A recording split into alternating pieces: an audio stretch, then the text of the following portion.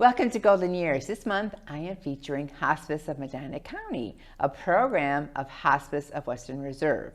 And I am interviewing Sarah Kost, and she's going to tell us what is going on with hospice. So come on back.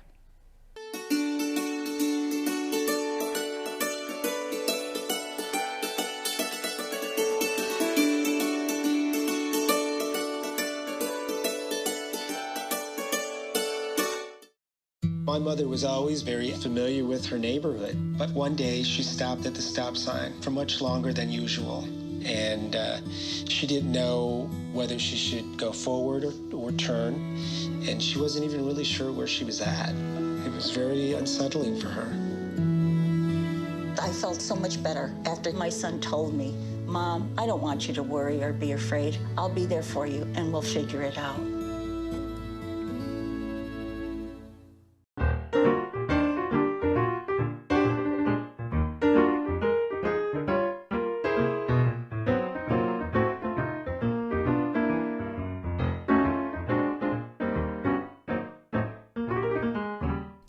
Welcome back to Golden Years. I am interviewing Sarah Kost from Hospice of Medina County, and she is going to give us an update on what is happening in their building. Sarah is the Community Relations Manager. So welcome to my show. Thank you so much for having me. Happy to be here. I'm glad you're here. And just let's start with your background. Yeah.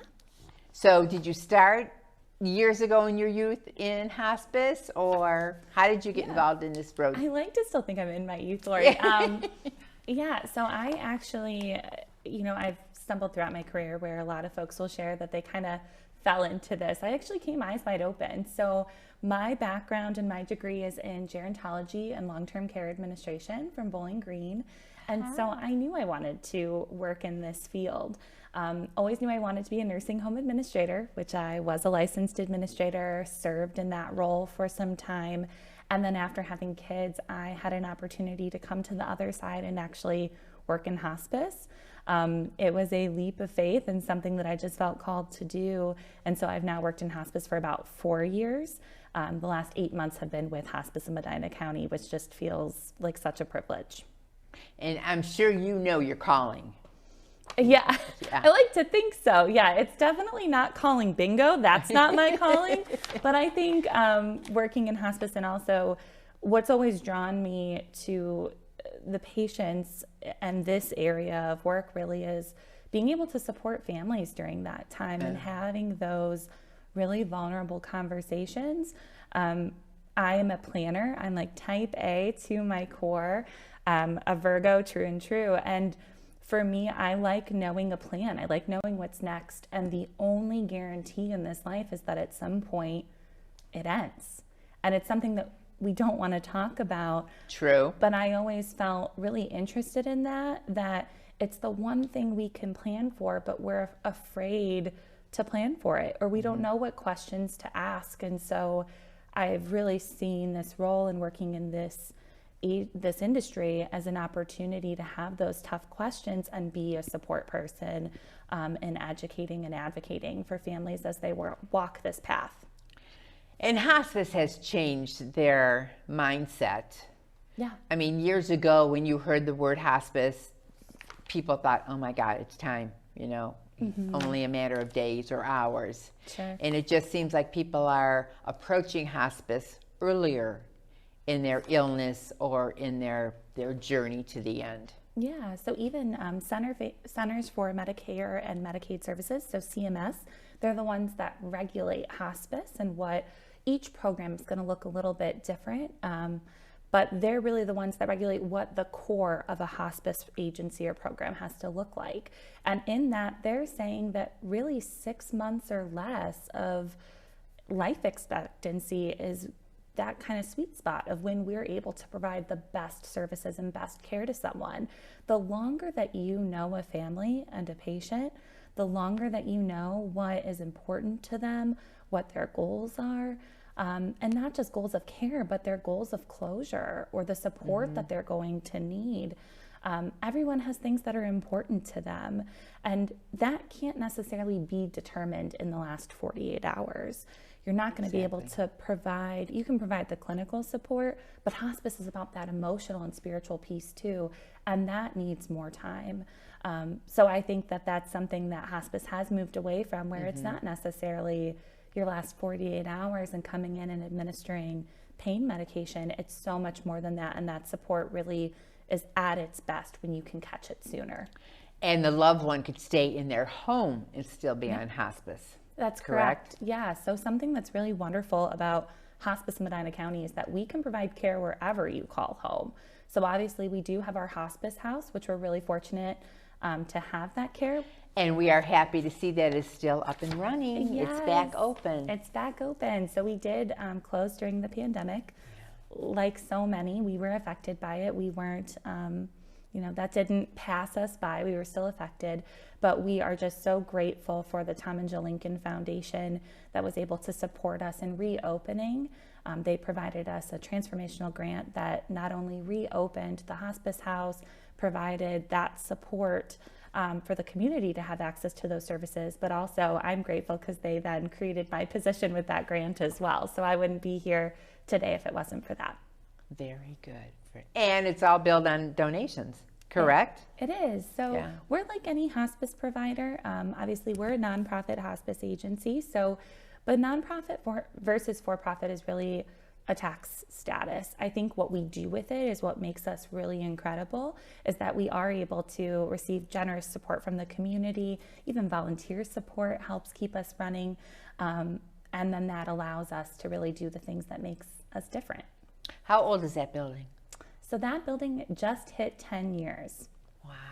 Mm-hmm. I can remember when that campaign was going on.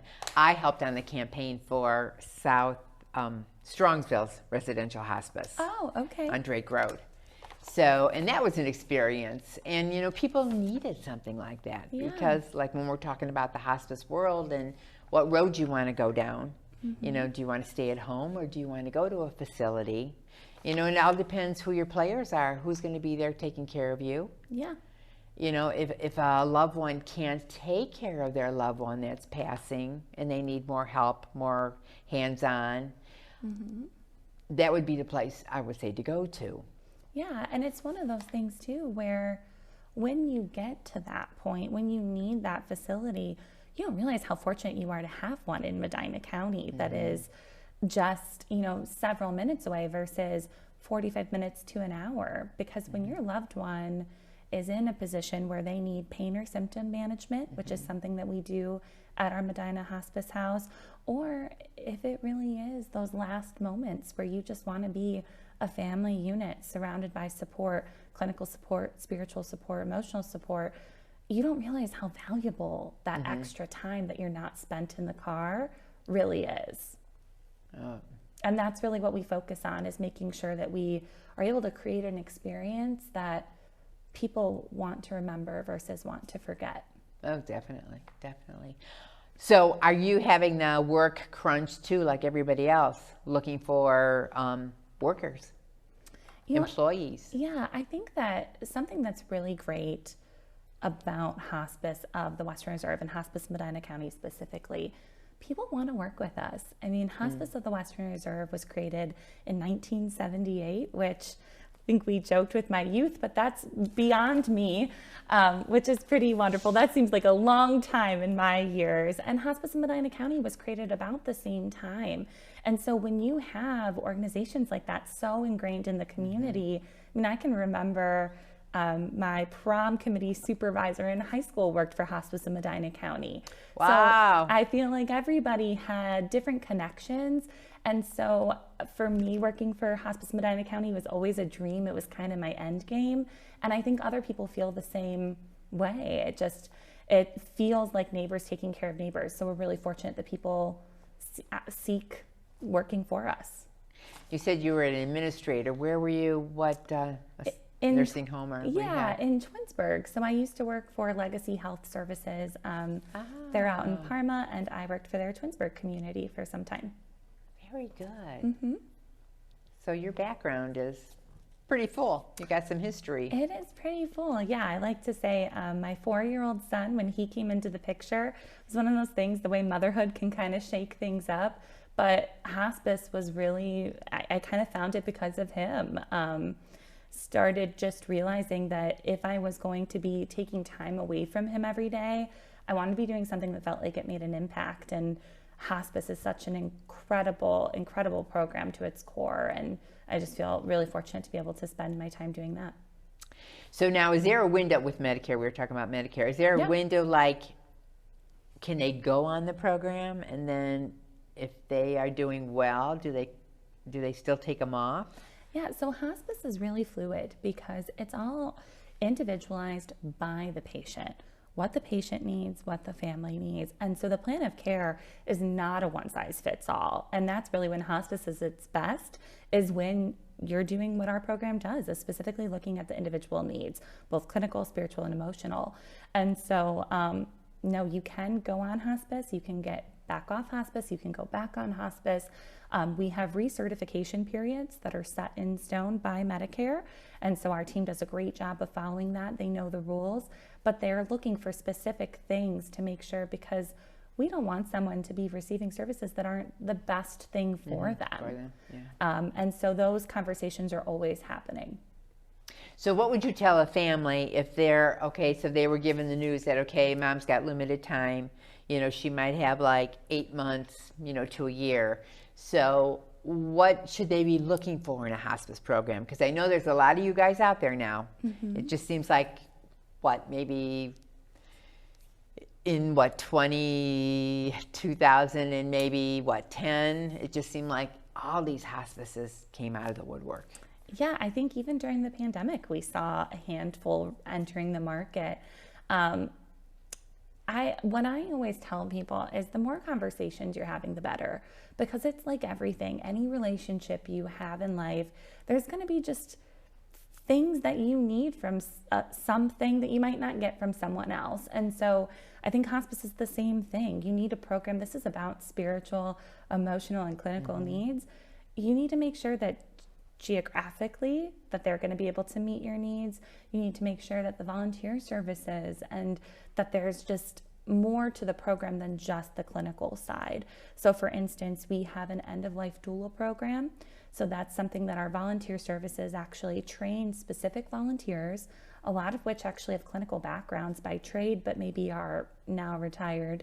And they'll actually sit with families, or they'll sit with patients, and they are similar to a birth doula, where they're kind of a patient advocate and they're walking through what the wants and wishes are. They're doing the same thing at end of life. And so those are specialty programs that we're really fortunate to have, that these are the questions I encourage people to ask. If having presence at end of life at that time is really important, then make sure you're telling someone that when you're interviewing a hospice, so that they can either be honest and say that that's not necessarily what program is going to fit best for you, or they'll be able to offer you the solutions that they'll be able to offer at that time. And being at the residential hospice, there's nursing care 24/7. Yeah, and the great thing about the residential hospice is too, that facility can be used for so many reasons. It's not just at end of life. You could also be a patient living in a skilled nursing facility, an assisted living facility, and if your pain or your symptoms are just really out of control or just increasing to a point that you need additional oversight, you can actually, instead of going to the emergency room, go to our residential facility, stay, have those symptoms managed by our clinical team, and then go back to where you call home. Wow. Because we want people to be where they want to be. And so some people, they really want to be at the residential facility, or if you say you have a loved one that lives out of town, but you want them to be closer to you and to the family, we see a lot of people utilize it for that reason too. But there's many reasons that facility can be utilized by the community to make sure that we are still fitting in what they want it to look like. Because when you're looking for a hospice, it's all about which hospice is going to be able to fit most closely to what you want that path to look like for you.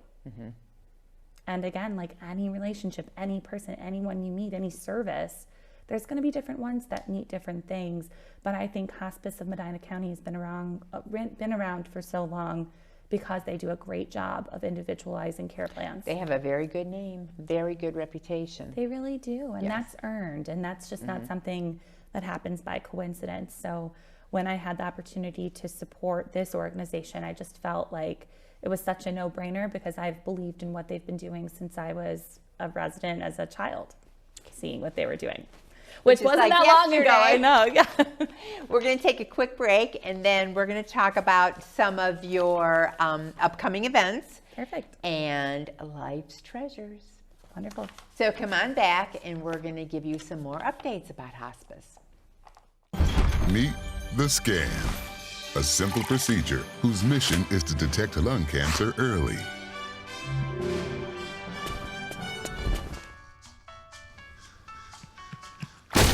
I'm here to save you. But I feel fine. That's great, but you may still be at high risk for lung cancer. Oh man, that's a new fence. If you smoke, early detection could save your life. Learn more at savedbythescan.org.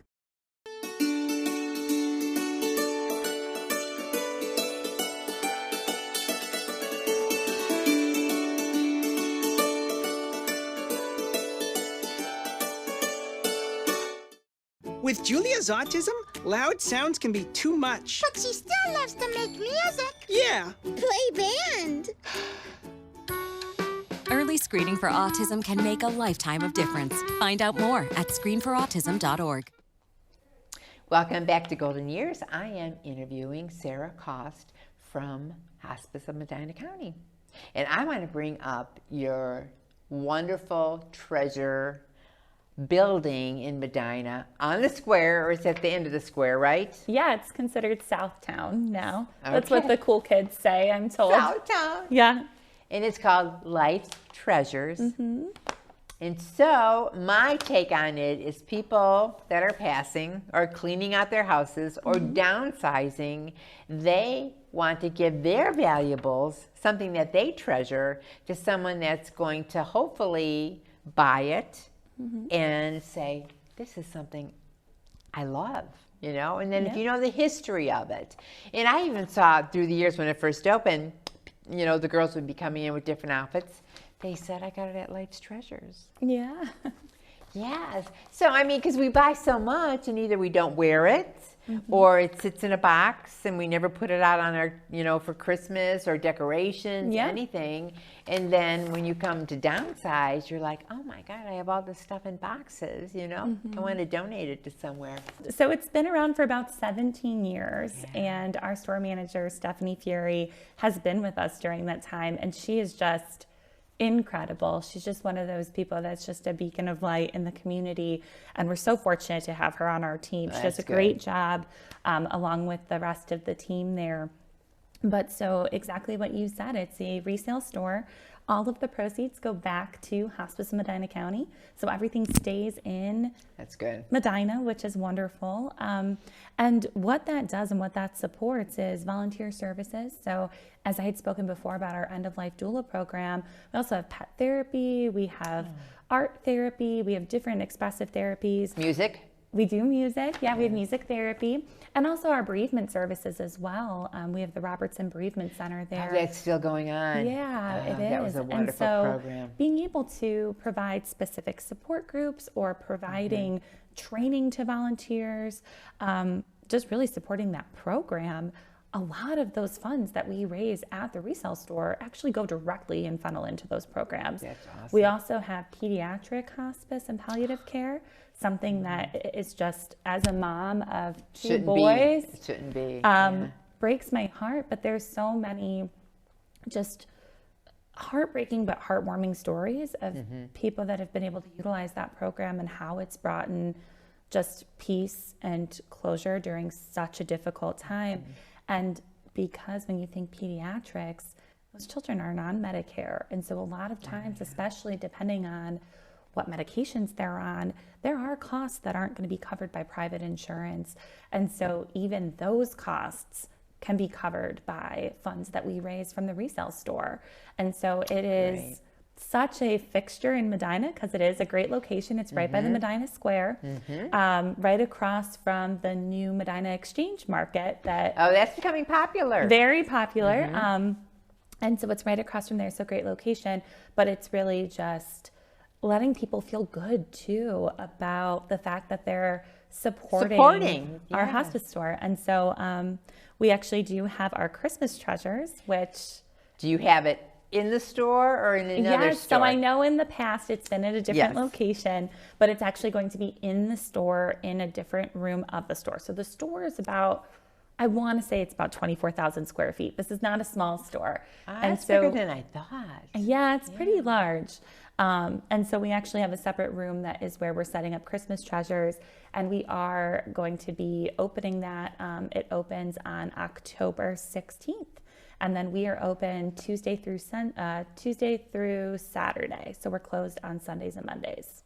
Very good. I'm sure you get a lot of traffic down there. Yes, we do. We get a ton of traffic. We have a lot of loyal folks that come to the store.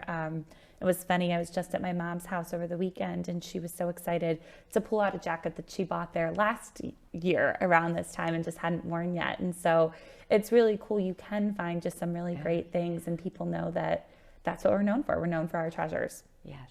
And like I said, because a lot of people, they collect these items or they have clothes for mom and dad. Yeah. And they're like, really, they never really wore them and I want to donate it to somebody. Yeah, even furniture. So a lot of times people will... I was going to ask you that. Yeah, Furniture? people will have us actually come to their home, their apartment, wherever they're going to be moving from, downsizing, selling. And we can actually walk through with them and do a consultation that kind of says what we can then accept at the store. And that, again, is something that you can feel really good about. And it can also be just such a relief when you are, we just cleared out my grandmother's house in the last year. And it's really hard for a family to be sifting through and going through all those things. So it kind of provides support to them during that grieving process, and us being so close to the grief process, we're able to provide support in that way as well. And not everybody with COVID and job changes and companies, downsizing and everything, they don't have funding to go buy furniture when they have to move, when they have to downsize, or they're moving in with somebody else. So that's great. Yeah, it really is. Do you pick up the furniture? Or? We can. So on Mondays, we do furniture pickups.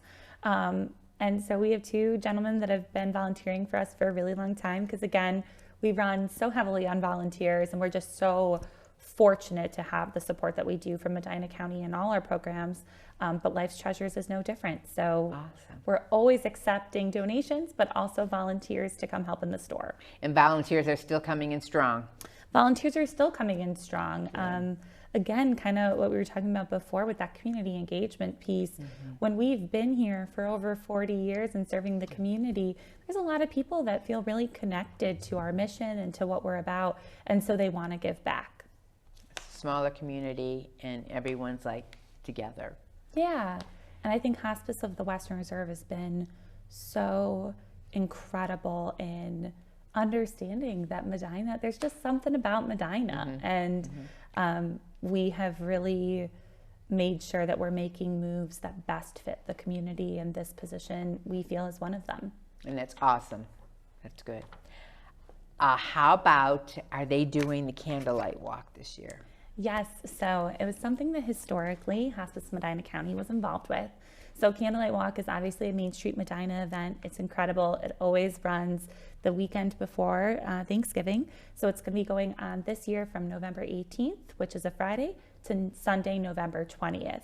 Historically, Hospice Medina County would do a closing ceremony on Sunday evening, and it would be a candlelight vigil and memorial service to remember loved ones lost this year. Because obviously the holidays are such a tough time. Oh, yeah, definitely. When you've lost a loved one, even if you lost a loved one years ago, it's still, the holidays, there's something different about them. And so it was something that we did for years to support the community, and it kind of fell off.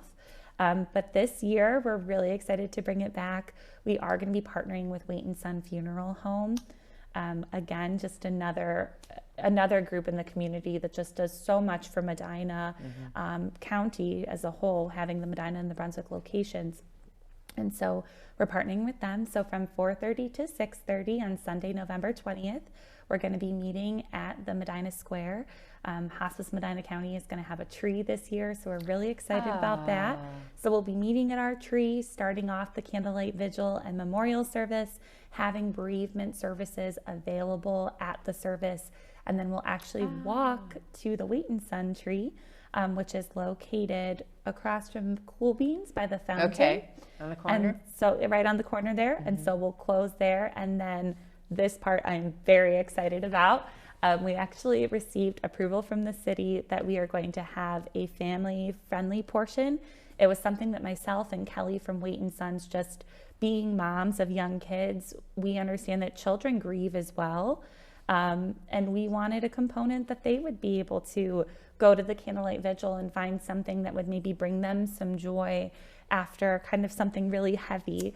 And so we are going to be doing hot chocolate that we're going to be giving out. And then also we have reindeer. So we got approval to have reindeer on Broadway Street. So after the service, we're actually going to have a reindeer petting farm provided by Spring Mist Farms. Oh, in Brunswick. Good year. Yeah. Good guy. Oh, that's nice. So we're very nice. excited. So snow, rain, Snow, sleet, rain. it's happening. It's happening. The reindeer get there. They're Santa's reindeer, so they can go through anything. They can go through right? anything. Oh, that is awesome. Yeah, so we're really excited because we're trying to make it something where it's a family-friendly memorial service and candlelight vigil that anyone can participate in and anyone can feel comfortable and seen being in that space, whether you're a 4-year-old child that lost their grandmother or if you're a husband that's grieving that loss of the grandmother that was their wife of 40 years. So we want to make sure it's something for the whole family, and we're really excited and hoping the community comes out for it. We'll be looking forward to seeing that. Yeah. Okay, Sarah, our time is just about up. So I always ask my guests, what words of advice would you leave my viewers when you're choosing hospice, or how do you start that conversation? Yeah. I think the biggest thing is don't be afraid of hospice. Don't be afraid of having to start that conversation, because at the end of the day, we have talking about hospice or having a plan for hospice services or what you want end of life to look like. It's like anything in life. It doesn't mean that something's going to happen because you talk about it, but having a plan is always going to be better.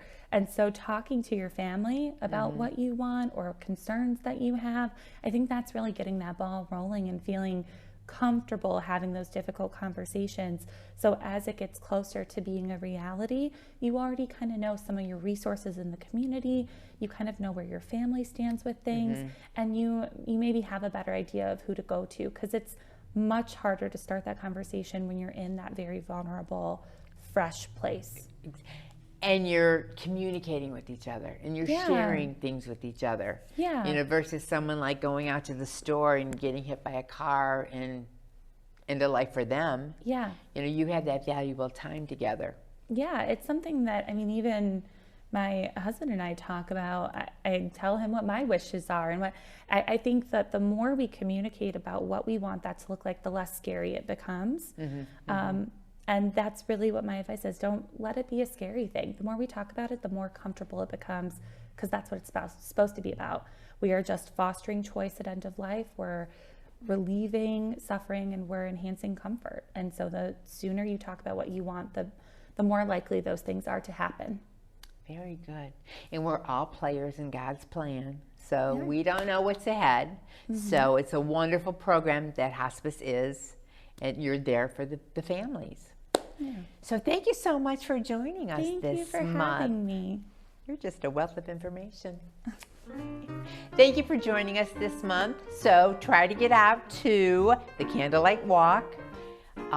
Check out Life's Treasures, because it really is a valuable store, and the monies do stay in Medina, so that is another good feature. So we'll see you next month, and have a good month.